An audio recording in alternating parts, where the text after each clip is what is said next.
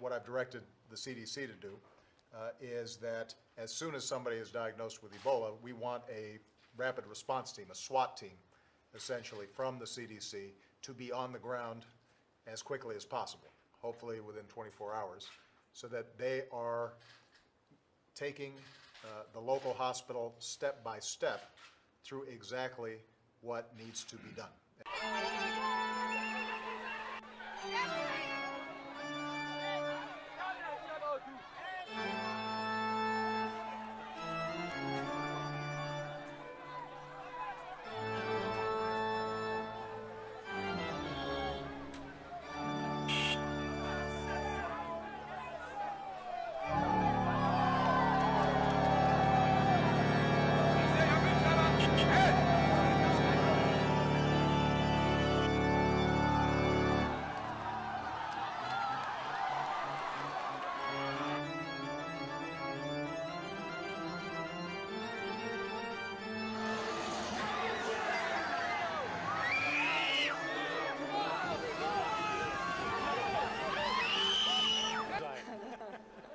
Mit Sicherheit. Wir können auch unterbrechen.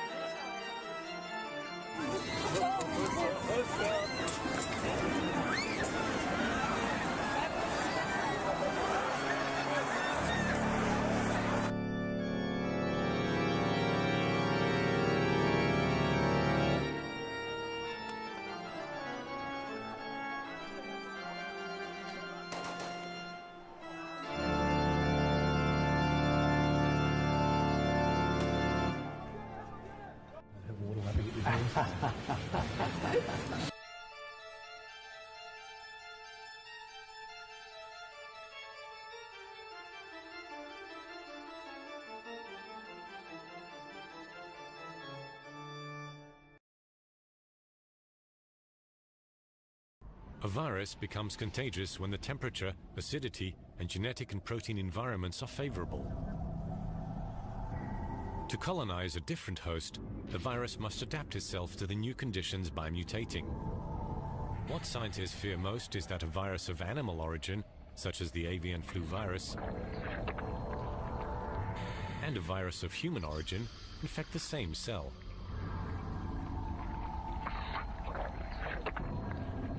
Their genetic material would then combine to produce thousands of hybrid viruses.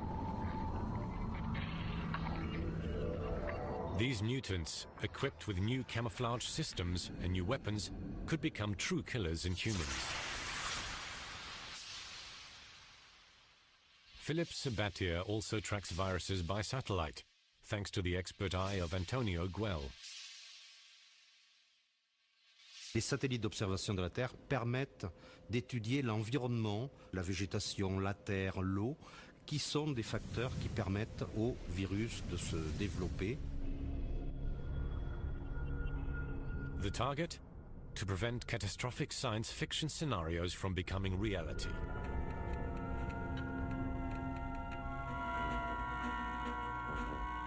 It's growing.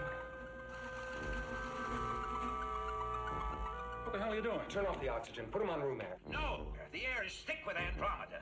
Experiment with your own life, damn it. Andromeda will spread everywhere. They'll never be rid of it. There are now 5 minutes to self-destruct.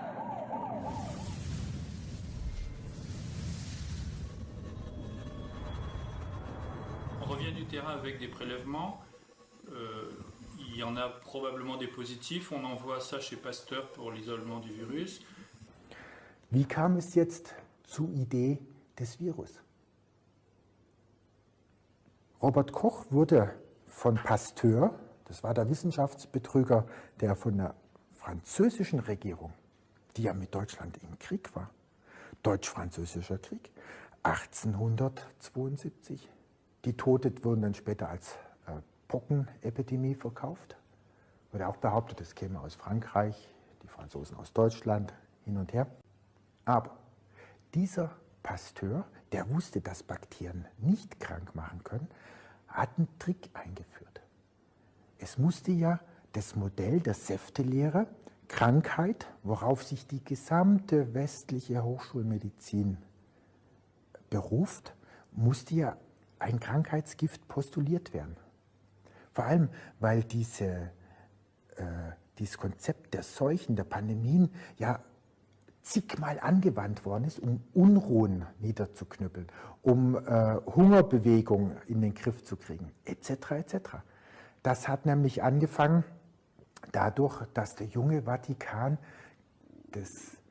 die Angst oder erst einmal Angst erzeugt hat vor Krankheit, indem er behauptet hat, genauso wie in Griechenland, dass Krankheit was Negatives ist, vom Krankheitsdämon. Das hat der junge Vatikan behauptet, Krankheit ist eine Strafe Gottes, um so seine Herrschaft zu etablieren. Man holte also Gerbert von Aurillac, alias Künstlernamen Papst Silvester. Der holte die Araber in jede Garnison, aus denen die Klöster hervorgegangen sind, um an das antike Wissen, an das Wissen über die Araber, die die Medizin weiterentwickelt haben, und vor allem an das chinesische Wissen heranzukommen. Weil in China gibt es nicht das Konzept der Ansteckung. Da gibt es zu viel und zu wenig Energie, da gibt es den Einfluss, lateinisch Influenza, durch die Zu- oder Abnahme von Licht und Wärme im Frühjahr und im Herbst. Aber die Ansteckung, die Idee gibt es dort nicht. Auch nicht in der ayurvedischen Medizin. Das ist was typisch kriegerisches, europäisches. Und dann nach Einsätzen der kleinen Eiszeit 1308, als Mordsbevölkerungsdruck vom Norden nach dem Süden stattgefunden hat, als dort die Apfelplantagen in Norwegen, Weizenfelder nicht mehr produktiv waren, weil es einen massiven Kälteeinfluss gab, gab es im neu gegründeten Heiligen Römischen Reich Deutscher Nation, gab es Mordsspannung, gab es Hungerkatastrophen und so weiter und so fort.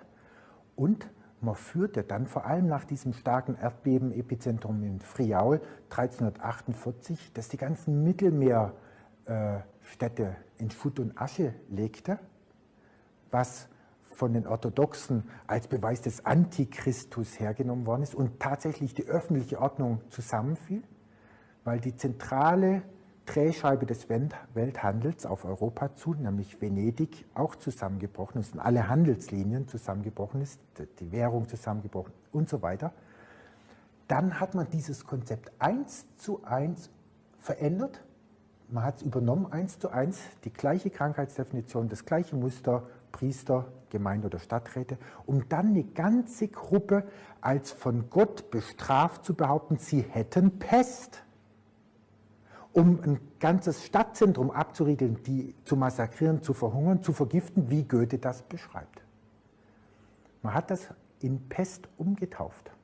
Später, als der Vatikan die Definitionsmacht über die Medizin, als die verringert war durch die Nationalstaatenrevolution, die amerikanische, französische Revolution, hat man dieses Konzept in Pocken umbenannt.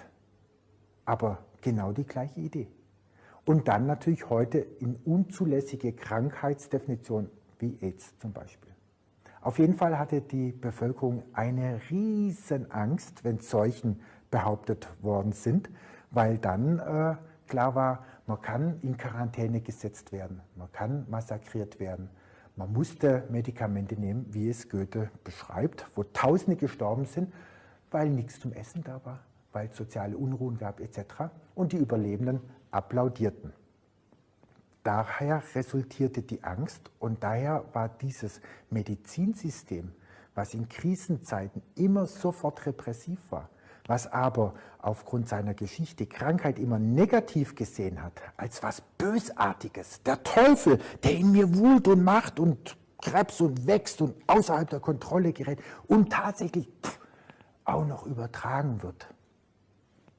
Der Fluch, der Krankheitsdämon auf den anderen. Diese Angst war so drin und das Medizinsystem, aus der die Pharmaindustrie, die mächtigste Kraft auf diesem Planeten hervorgegangen ist, gibt das nicht auf und wird das auch freiwillig nicht aufgeben.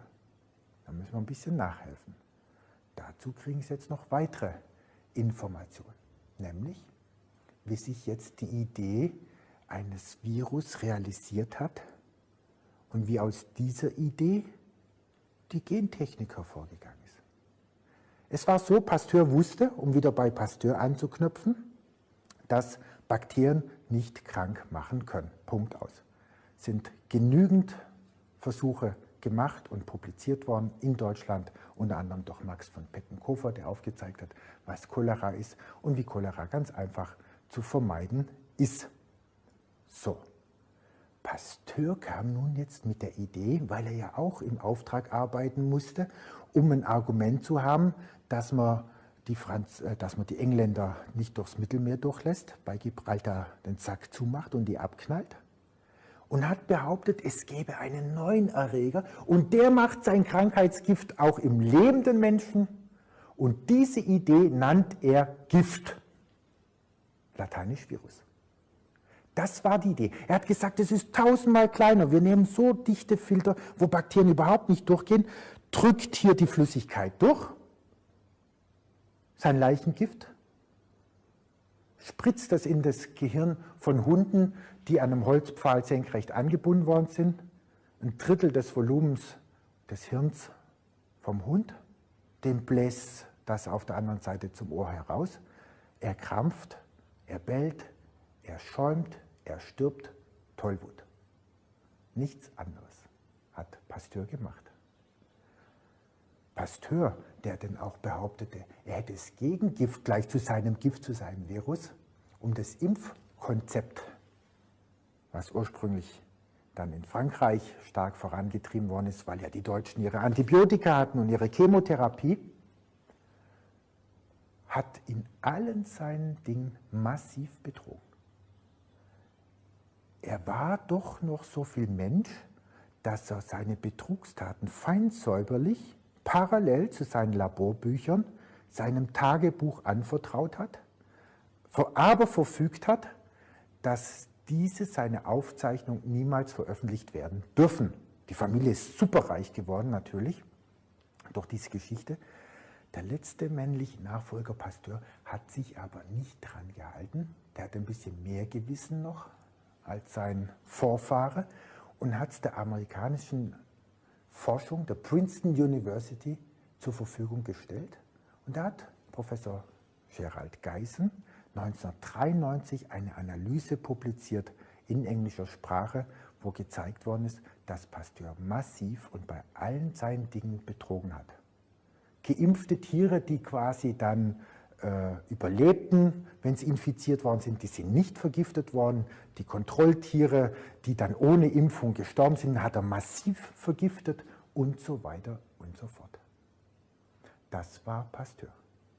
Pasteur, der Erfinder der Idee eines kleineren Virus, das man im Lichtmikroskop nicht sehen kann, eines kleineren Erregers, Krankheitserregers, der aber immer sein Gift macht, sein Krankheitsgift, was man im Modell, auf das man ja schon Jahrhunderte aufbaute, ein Modell, das in Krieg denkt, aber nicht in Symbiose, wie die wirkliche Biologie nur funktioniert.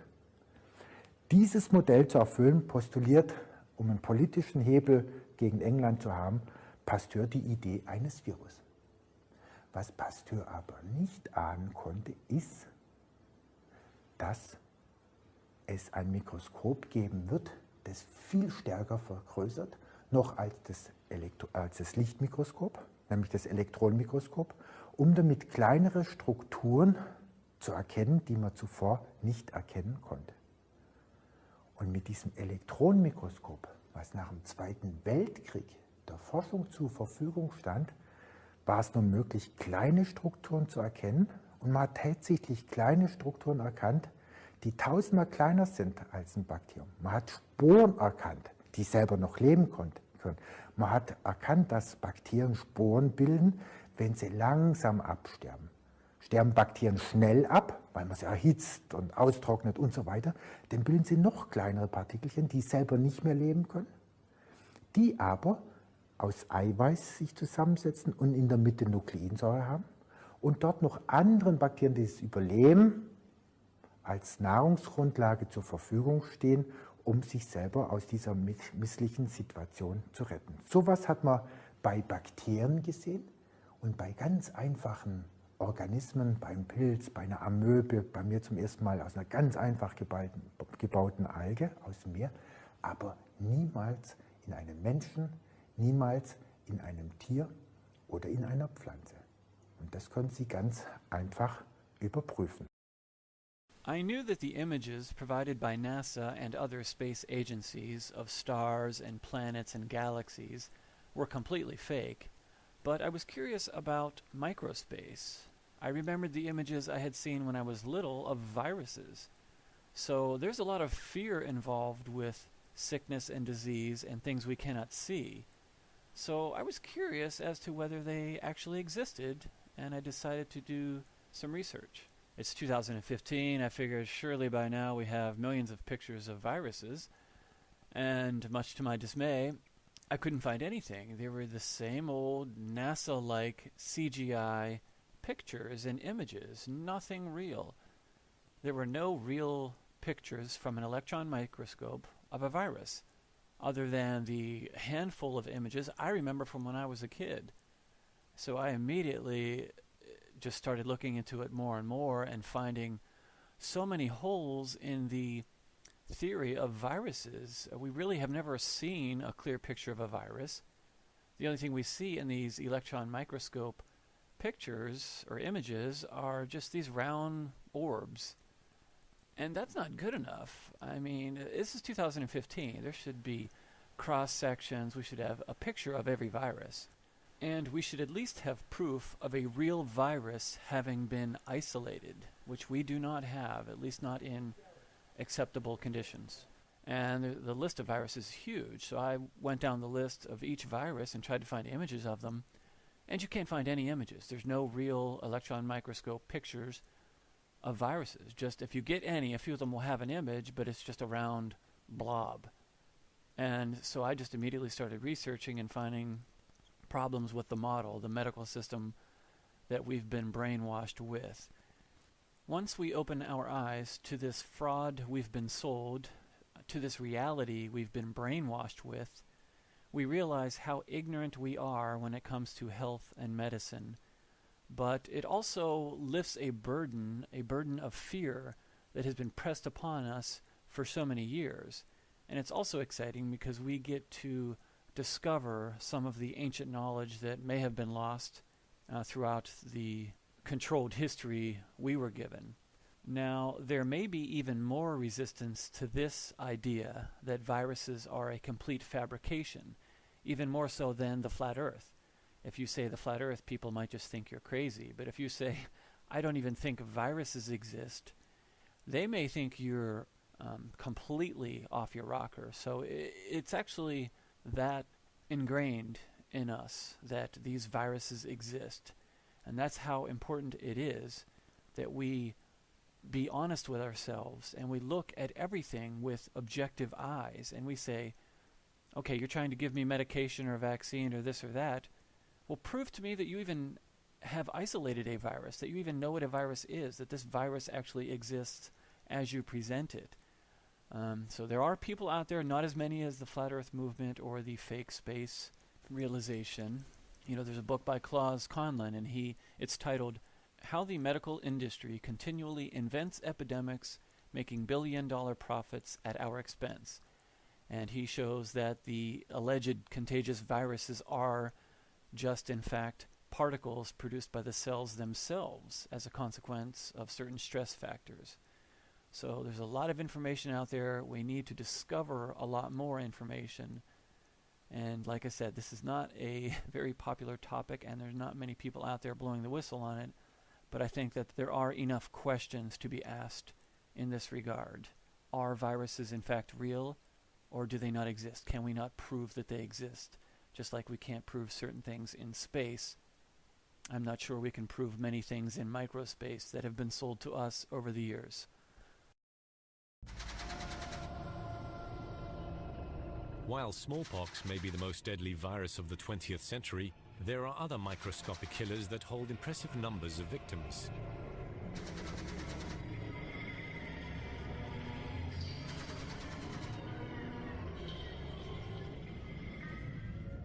In the war against viruses, man is trying to build up an efficient arsenal of defense. A race against time has truly begun. Each mutation is like a new secret weapon against which we must learn to defend ourselves. For more than a century, modern virology has been taking giant steps forward in vaccine research. What they sell us, or what they sold the world as being viral particles, are not viral particles. And you're just going to borrow you the latest issue of Scientific American, and there you will find on page 50 the explanation what they are showing to us. Cellular particles for export, import of proteins and other materials produced by certain cells. And they look exactly the same what they're showing us as HIV. So this is one explanation for what we see in those electron micrographs. And on a molecular level, they detect HIV only by indirect means. They say, if you are positive, it means if you have antibody against some proteins, you are positive. But it's a clear circular argument because they have no viral proteins. They just come up using proteins which in the mixture of those cells and those cells were prepared under severe conditions, isolating the proteins without showing this gel, using those proteins in the AIDS test, in the HIV antibody test, wrongly claiming those are HIV-specific proteins. And if you bind against those proteins, you said you are HIV positive. But this is a circular argument because they produced, under very stressful conditions, those proteins. And imagine if your body, under very stressful conditions, produces the same proteins, your body reacts in building antibodies against those proteins, thus resulting in positivity. And of course, if you think about the hemophiliacs, which were since '69 were given prophylactically factor VIII preparation, which was forbidden before because they were afraid of antibody production against the factor preparations because they're very impure. Only 0.3% is pure activity. The rest is cellular debris, proteins, foreign proteins. There are all the liver diseases coming from in the case of hemophiliacs.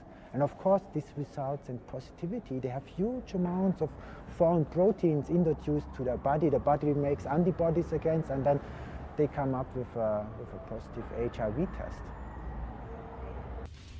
But to protect humans efficiently, stocks of defensive weapons must be manufactured in sufficient quantities. The industrial war machine for vaccine production must be launched to put a stop to the invisible invaders. The vaccine must then be distributed to the four corners of the globe. Unlike vaccines, viruses travel alone.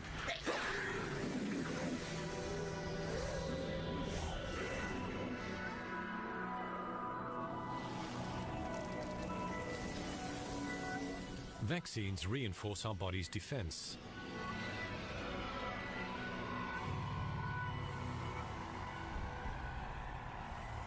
I want to just say something about vaccines now. The question about vaccines, look, if there is no virus, and if they can only detect by indirect means the presence of some proteins said to be specific for HIV, but expressed only under severe stress conditions, then to vaccinate, it means to make the thing worse. And of course, if there is no demonstration of the existence of such virus, it makes absolutely no sense to vaccinate. The background of AIDS, and we are absolutely sure about this, is the antibiotic resistance catastrophe, killing people in hospitals like flies because there are no antibiotics available without resistance in some bacteria. So in a state of immune suppression in the hospital, a lot of people come down with bacterial infections. This is called sepsis because of blood poisoning. When too much bacteria are growing and producing toxins, this is going to kill them in a state of reduced immunity. And we had these problems already in the beginning of the 70s. There have been kind of emergency conferences dealing with the problem because they were scared that resistance would spread and they have no antibiotica available. So they invented a very strong antibioticum, and it's not an antibioticum to say it's pure chemotherapy. It's a double folic acid antagonist. The good old sulfonamide and two of them put together would kill every microbe. But the problem is they were scared that in the gay scene new resistance would develop and spread into the population. It was in June '81 when the first publication came out, published by the Centers of Disease Control, saying 5 men had PCP and 2 of them died even being treated with Septrim, this last or the strongest antibioticum available. The AIDS definition was there before, saying if you have PCP and if you have KS caused by nitrites as well, because the nitrites are transformed into NO only in the smallest vessels, because the partial pressure of oxygen is high enough to perform this transformation, and NO is a very potent growth stimulant. So we have this neoplasia and hyperplasia in the endothelia, and this condition it's called Kaposi sarcoma. AIDS started partly when they said that it's possible to measure the strength of the immune system, analyzing or counting T4 cells, the so to say helper cells. But that's not possible, and it has already been published in '81 in the journal JAMA, Journal of the American Medical Association, saying that it makes no sense to count subsets even of lymphocytes because there was never a correlation. It could be high or low and people are healthy or ill, it doesn't matter. So this was already known.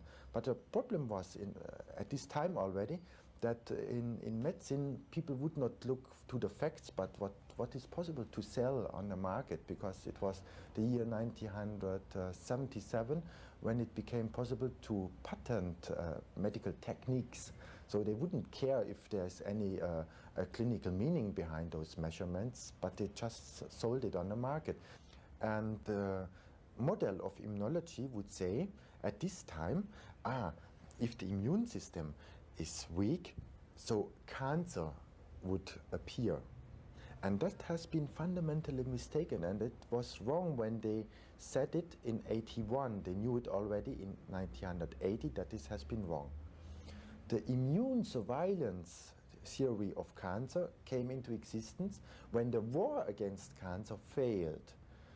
They were working with the test, with cells in the test tube and say, look, we have a high activity of reverse transcription, therefore a virus must be inside, and the virus is the cause of cancer. But the nature of cancer is much different, and when they found reverse transcription everywhere, they gave up the idea that retroviruses would cause cancer. And they were not speaking about it anymore, but wasted billions of dollars into this and developed chemotherapy based on this idea that the multiplication of genetic material, and they were thinking of the viruses, should be blocked. So they developed molecules which were incorporated in a growing chain of newly to build up genetic material, and which would kill the build-up or prevent the build-up of this genetic molecule, and the cell eventually has to die. The idea of retroviruses in cancer is long over, but the chemotherapy still is there because it's sold, and they have no idea why, no rational explanation why they are using chemotherapy. We know what is reverse transcription. That's the repair of mechanism of the ends of the chromosomes. Yeah? And therefore we have high activity in cancer cells or Montagnier embryonic cells. But Montagnier never said that he found the virus of AIDS. He said this could be a probably an effect and to be carefully studied. When he came up with his first test, he tested 30% of the American blood donators, so let's say the general population, he tested them positive. And the industry said, no, go home, Gallo. We won't buy your test because this is going to destroy our business. And the only thing what he did, he lowered the sensitivity of the antibody test. And that you can read in your library. You shouldn't believe me a single word. That's about science. Check it. I'm not speaking about thesis, opinions, or things, foggy things. No, everything is there, and we reach the bottom line. There's no way out. They designed a test to select gay people. And when, of course, he's stimulating the cell with all kind of mitogens, carcinogens, and he, of course, added hydrocortisone, which he hasn't published. But this matters. They added hydrocortisone like people under persistent stress, hypercortisolism, that the same proteins are produced. To say that all of you have to die, how unfair, how unjust, how cruel. They went too far, declaring an absolute death sentence in AIDS. From the first 5 cases, only 2 died, the 3 survived. So that's very clear that they built it up a system of belief because they were misusing the gay scene of New York City from 78 till 80 in order to isolate the hepatitis B vaccine out of them. So they perfectly knew already what kind of proteins and what kind of antiproteins, the antibodies, they have inside their blood and inside their body. So it was very easy for the ones who set up antibody tests to produce similar proteins like the body would produce under persistent stress. And that has been done. Think about Septrim, The FDA says this should be given only a 14 days maximum. Otherwise, your own blood picture is going to be destroyed irreversibly, means for the rest of the life, because the damages became inherited. Because it's Septrim, it's pure chemotherapy, it acts on a genetic level. This is why those kind of antibiotica are so effective, because they are destroying the genetic material of the bacteria, the damages are accumulating, and there is no repair. But the damages are accumulating inside our cells as well, and therefore this is the reason why AIDS, it's of greatest importance to everybody, but out of completely different reason. Because humankind is in danger to destroy its own genetic material using this kind of antibiotica and chemotherapy, which would destroy the genetic material of our mitochondria. This is the name of those bacteria inside our cell producing the energy. And then we go lower and lower with energy production, and this is what we are seeing. And if we then have no regenerative power, then it becomes a big problem. Drug abusers, some of them live under persistent stress, or they get dirty street drugs, and which immediately would damage the liver or destroy the liver, so they have hepatitis as well, the drug abusers. We don't need viruses to explain hepatitis, inflammation. Alcohol, poisons, and wrong malnutrition, everything is causing the liver to suffer. When people have a history of hepatitis, most likely they are positive in the HIV antibody test, or put it other way around. I never found a person testing positive who had no problems with its liver. Because the liver has a lot of regenerative power, means a lot of decay of cells when being absolutely intoxicated, but that means a lot of cells inside your body. And if immune functions are suppressed, then antibodies are produced against your own proteins. All of them had hepatitis. That means the inflammation of the liver. And they have such a lot of problems because it was a big business selling clotting factors every day. But this destroyed the hemophiliacs. This caused harm to them to great extent. And when AIDS came up, it was the ideal thing to wash their hands and blame it on a new virus which has been transmitted. What they have overseen, and that's a real catastrophe for all chronic disease, where the energy is produced inside our cells.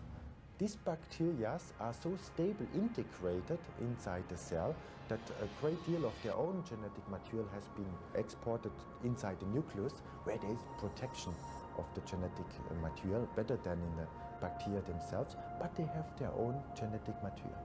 That has been overseen. And now think about the antibiotics killing bacteria. They are killing our own energy plants inside the cell. And if the cell is not able to produce enough energy, it might die.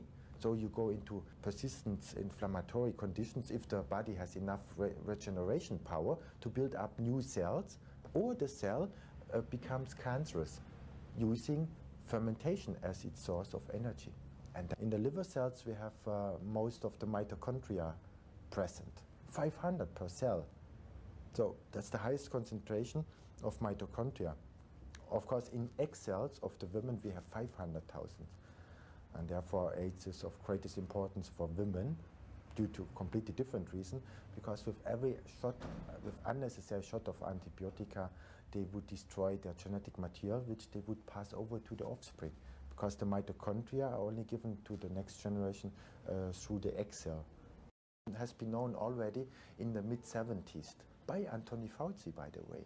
They knew when stress hormones are released, the immune functions are immediately suppressed, because when we are under stress and we have to run away because the lion is behind us, we need no immune functions and waste energy for the replication of immune cells.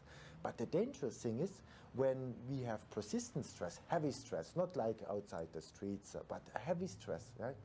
Be it nutritional, be it toxic, be it traumatic, psychological or infectious stress. If this stress is persistent, your body produces a lot of stress hormones, adrenaline, noradrenaline, and they would activate, they stimulate growth. But this is very dangerous, when this persists. So the body wisely makes a reaction against these activation processes, and that's cortisol. And cortisol suppresses every replication of proteins, and therefore as well the replication of cells. So if you are in a state of persistent stress, you are in the same time in a state of persistent hypercortisolism, a huge amount of cortisolism, and then you become thinner and thinner, and your regeneration won't work, and you become more and more positive, means more and more antibodies. But the most important immune functions are not to take care about foreign or not foreign invaders. This is to recycle your own body. 1% of your body mass, and this is an incredible high number, 10 high to the 12 cells, have to be recycled every day. And if this is not possible anymore, then you are in a very bad condition, because your body's own proteins are going to endanger your own life, because they are poisonous if they are freely floating around inside your body, and fungal infections may grow on them. Gallo lost the rights to the test. This was published in Newsweek in '94, and the American government let him fall like a hot potato, and already the industry built up a new man. This was David Ho here from New York, and he came up with a completely new model of the virus, saying now we have not a slow virus, but we have a virus à grande vitesse, at high speed. And he was using Kerr-Millis PCR technique, which is a multiplication technique, not a quantification technique, by the way, and multiplying molecules into its millions and equal those molecules with the virus, right? Absolutely ridiculous. Even more, as those sequences he's going to multiply and equal them with the virus, that's the viral load, are present in everybody. It's just a way to save face for the whole AIDS industry, because more and more people are aware that this could not be, because inside the AIDS scene there are a lot of critical medical doctors, but they saw such a lot of contradiction, and it was discussed on conferences. So there was high noon for a new medal and a new test where the pharmaceutical companies could make a great business out of it. They say, the protein of the virus is the first protein is very long, and it has to be cut down exactly into its pieces that the new virus is able to be built out of the the shorter pieces. And now it starts to get funny. We have 8 different kinds of cutting sites where the protease, the enzyme which is cutting down the proteins, should exactly cut the precursor molecule into its shorter molecules. 8 different sites. Because when they invented the HIV sequence, saying that's the genetic material of HIV, they couldn't think about such details at this time, and now they have the problem to explain it. And they explained it in a way saying, aha, the protease of HIV is unspecific. But how should this work when the protease is unspecific? How then a virus could come into existence when you have 8 different sites and it needs to be cut at exactly at those sites to build up the functional virus particle? And if you have 8 sites and the protease is not specific, you mustn't be a mathematician to say that's absolutely impossible that only a single virus could come into existence. And even worse, now they say the protease of HIV, that's unspecific. But our protease inhibitors, they are specific. So you interfere on a very basic level of life. And it takes a time that you see the clinical outcome of these damages. And it's worse than AZT. AZT acts quicker on the genetic level, and but we have the possibility that the bacteria inside our intestines are eating up all this AZT. If you have a good digestion, you know, then that's no problem. But the protease inhibitors cannot be cut down because they are artificial. Then they would accumulate over the time inside your body, producing crystallines, destroying the kidney in the first line and other organs. But then, when they accumulate, and would cause all various kind of effects. And this we have predicted some 2.5 years before already in the British journal Continuum. We have warned about not the side effects, but the main effects, you know.